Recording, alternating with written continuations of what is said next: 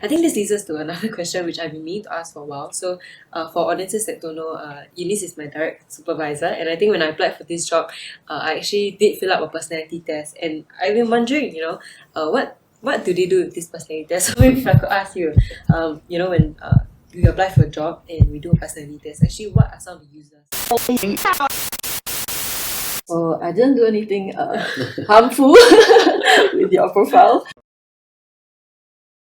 Welcome to Coffee and Big Questions, brought to you by the Home Team Behavioural Sciences Centre.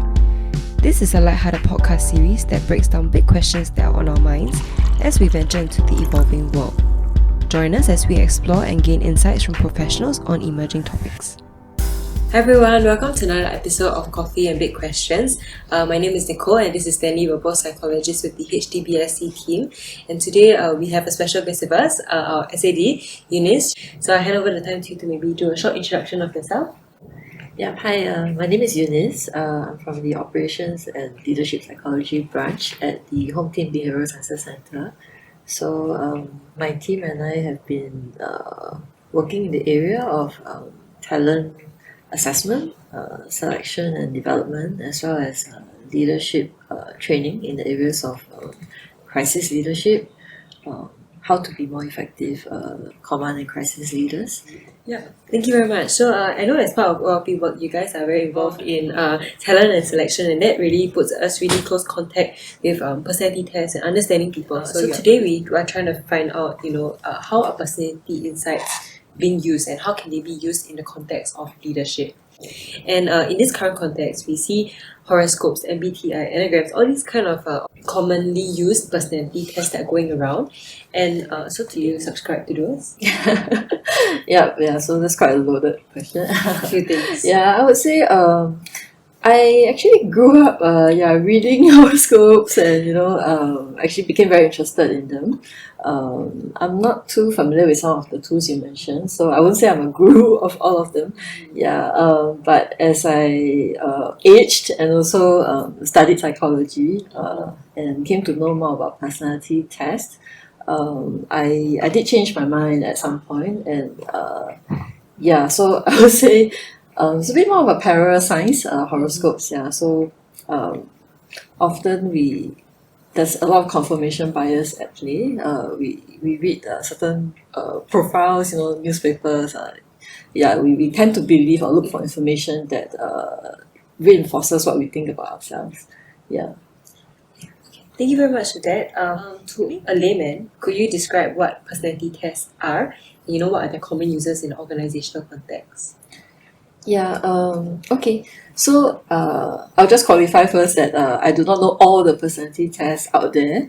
But yes, personality assessments tend to measure certain tendencies of an individual. For example, we may look at key constructs or domains that make up an individual. So if I could draw reference from the 5-factor model, for instance, that would be the Neo personality test. So it looks at domains such as extraversion, also agreeableness, in terms of social context, how we interact with others, as well as conscientiousness.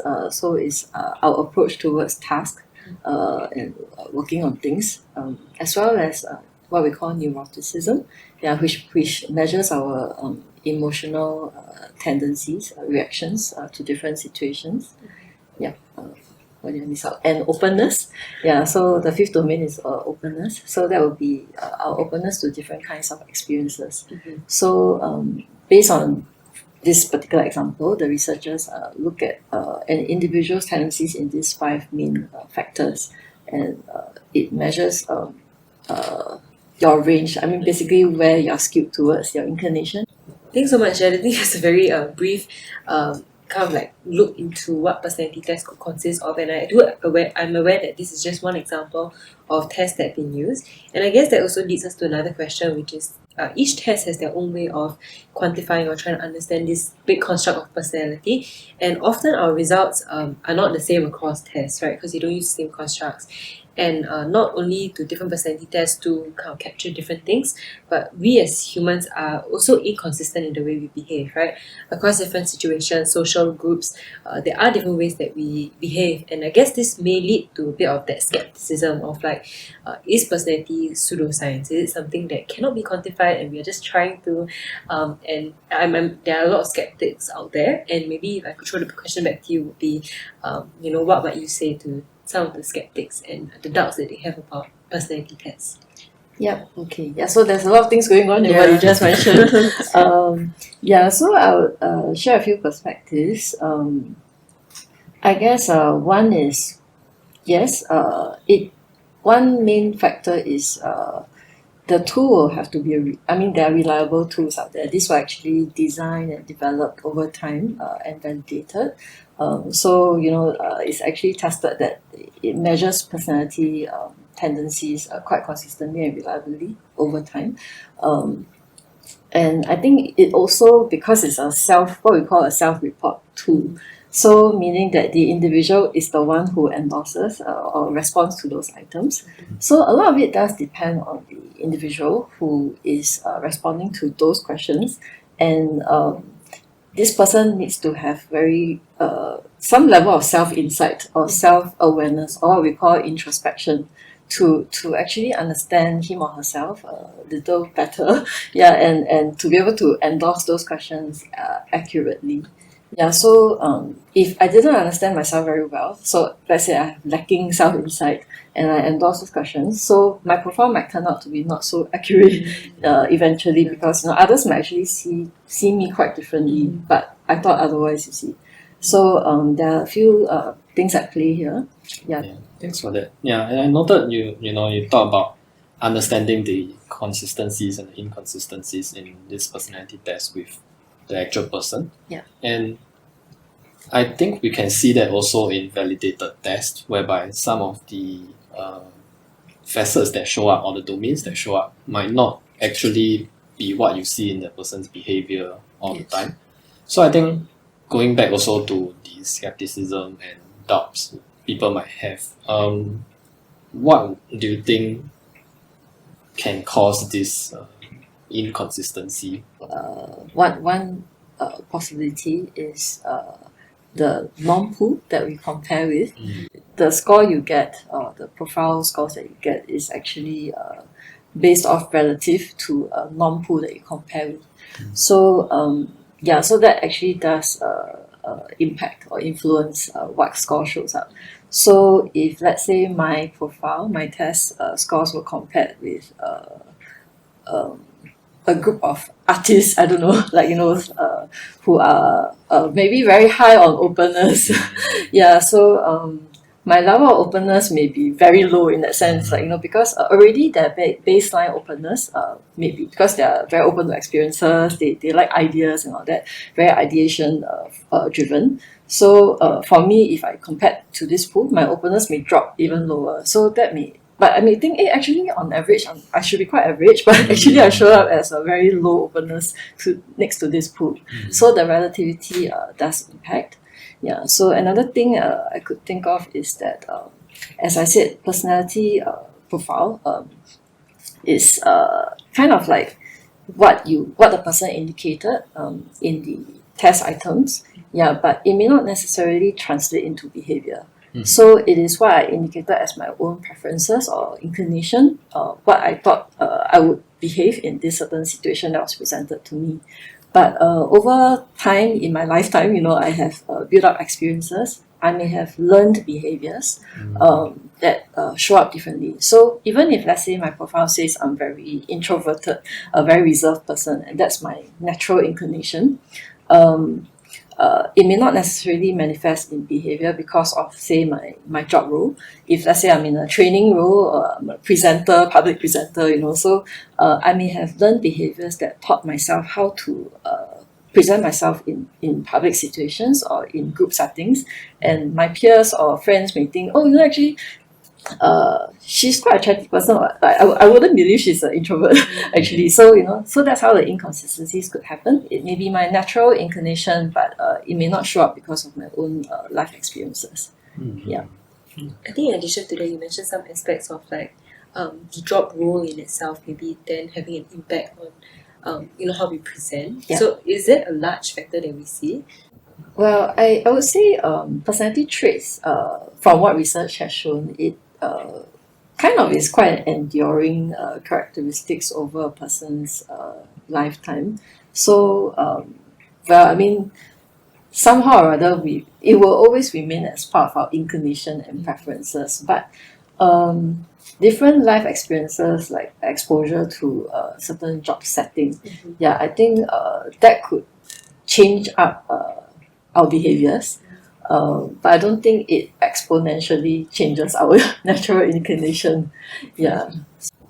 I think going back to, because we talk about learned behavior, right? Yeah. And how through your experience in life and perhaps also the requirements of the job, you might have to portray a certain aspect that might be different from how you normally are. Yeah. And that got me to think about my own self. Like, I feel like deep down I'm more of an introvert and I may be more reserved and quiet.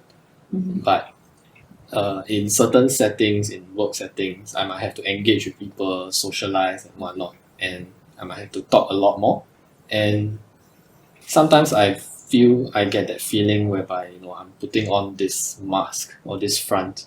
Yeah, so this goes off tangent a bit into like identity and personality. But I just wanted to get your thoughts on how do we reconcile that conflict in a sense? It's like I know that I'm naturally an introvert, but then because of the setting and the environment that I'm in, I have to put on this front to maybe fit in with everyone else or to get people to like me.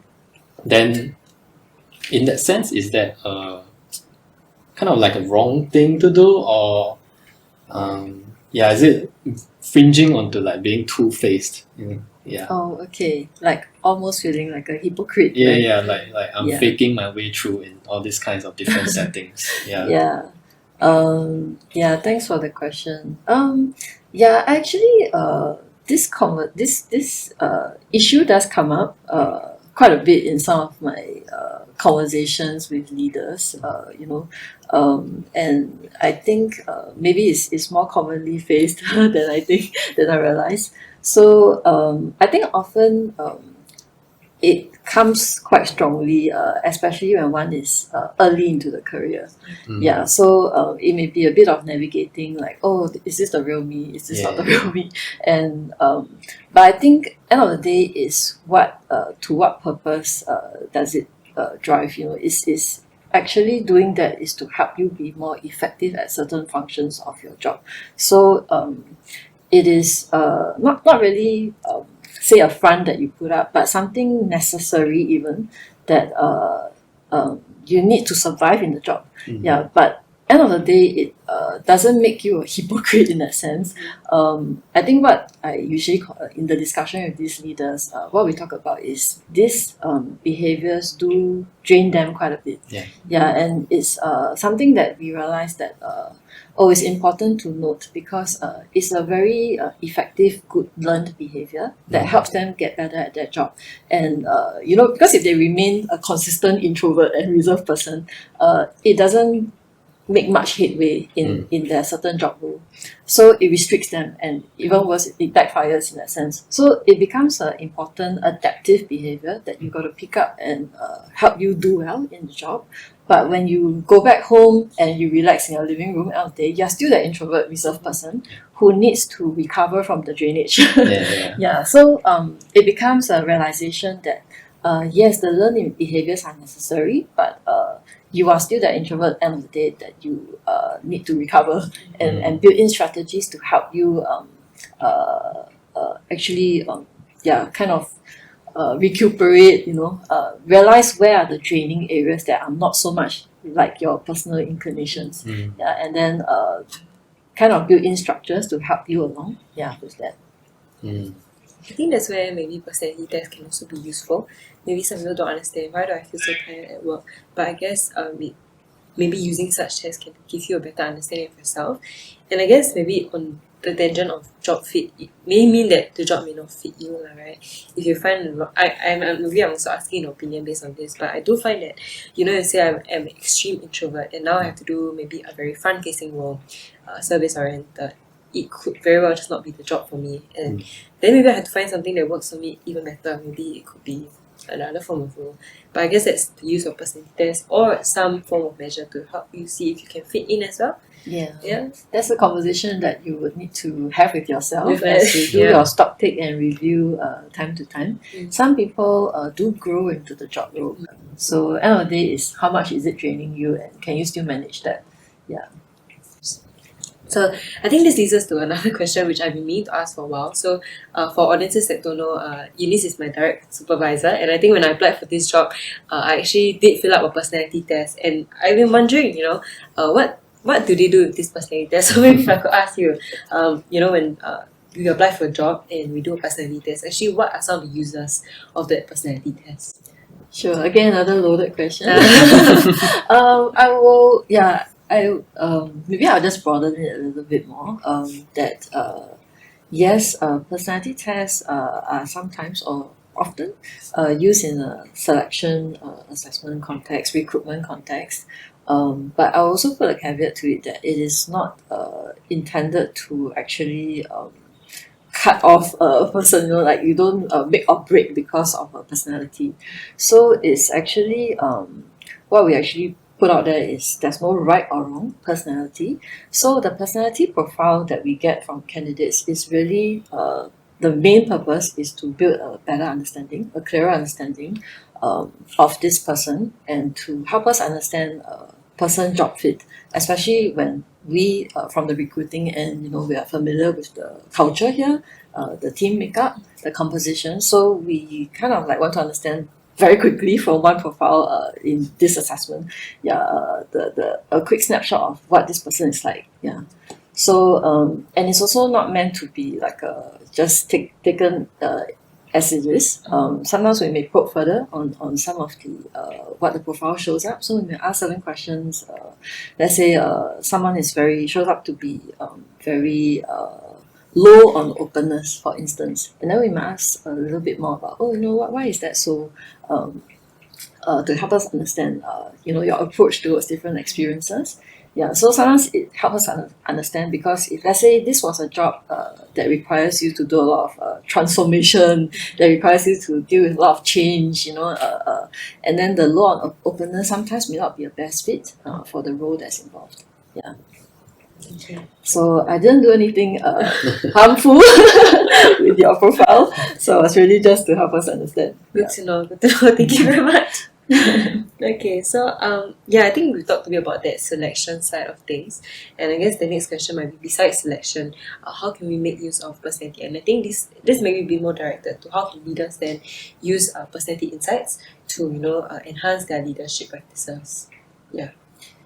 Okay. So I will also put a note out there first that for leaders, it definitely can be useful to use personality to help them develop better in their leadership style or their leadership behaviors. But first, I think the leaders also have to have some level of openness and motivation to want to understand. So if very skeptical in the first place, that may not facilitate this process.